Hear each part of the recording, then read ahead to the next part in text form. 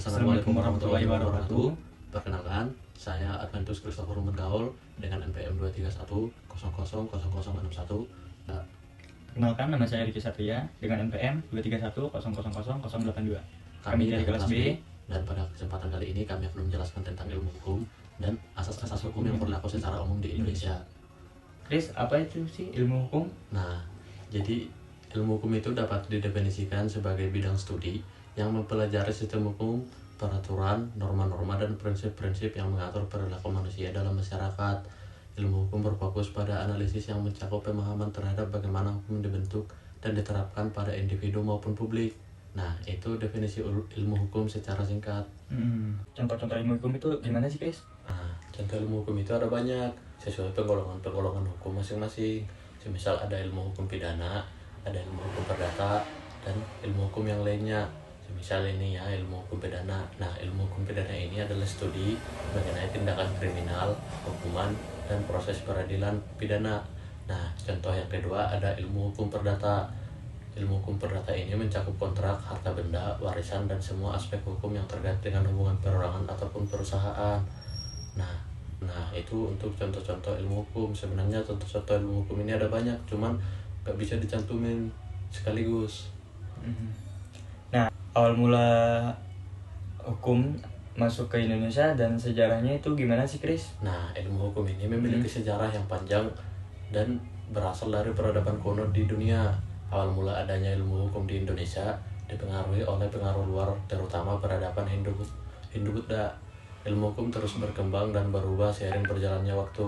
Perkembangan teknologi, globalisasi, dan perubahan sosial yang dulunya ilmu hukum itu mempelajari hukum peradaban kuno. Namun sekarang atau saat ini, ilmu hukum mempelajari sistem hukum modern. Sistem hukum modern ini sebagian besar didasarkan pada hukum kolonial Belanda, yang dimana hukum tersebutlah yang kita terapkan saat ini di Indonesia. Nah, begitu untuk asal mula hukum dan perkembangannya sampai saat ini. Nah, Ki, tadi kan udah definisi ilmu hukum, kan ada asas-asas hukum yang berlaku secara umum nih. Tapi sebelum ke situ, coba Riki, definisi asas hukum itu seperti apa sih?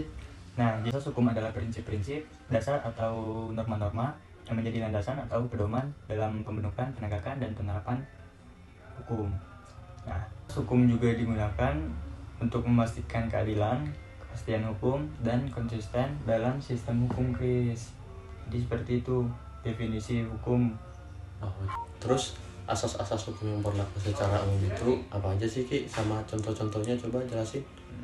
Baik, nah secara umum ada asas lex specialis derogat legi generali. Contohnya dalam asas ini adalah ada undang-undang khusus untuk jalan tol gitu. Undang-undang ini adalah undang-undang yang lebih spesifik dan atur batas kecepatan maksimum di jalan tol khusus pada 120 km gitu per jam. Nah, ada juga asas lex superior derogat legi inferior. Contohnya dapat ditemukan dalam sistem hukum yang memiliki hierarki peraturan hukum yang berjenjang. Nah, ada juga asas lex posterior derogat legi priori.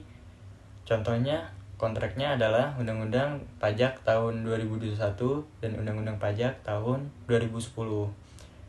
Yang terakhir ada asas lex duracetemen scripta. Contoh dari asas ini adalah ketika sebuah negara memiliki undang-undang yang mengatur hukuman mati sebagai hukuman atas suatu tindakan tertentu, dan banyak orang mungkin terasa bahwa hukum itu merasa kurang adil, seperti itu, Chris. Nah, jadi awal mula penerapan asas hukum ini sama perkembangannya sampai sekarang gimana sih, Riki? Awal mula dan perkembangannya sampai sekarang, asas hukum itu telah menjadi prinsip dasar dalam perkembangan sistem hukum di berbagai peradaban gitu. Jadi awal mula penerapannya asas hukum dan perkembangannya hingga saat ini ada peradaban kuno, hukum Romawi, hukum kanonik, hukum Inggris, atau common law. Nah, ada pencerahan juga perkembangan hukum internasional, dan era kontemporer. Sekian dari kami, terima kasih atas perhatiannya. Wassalamualaikum warahmatullahi wabarakatuh.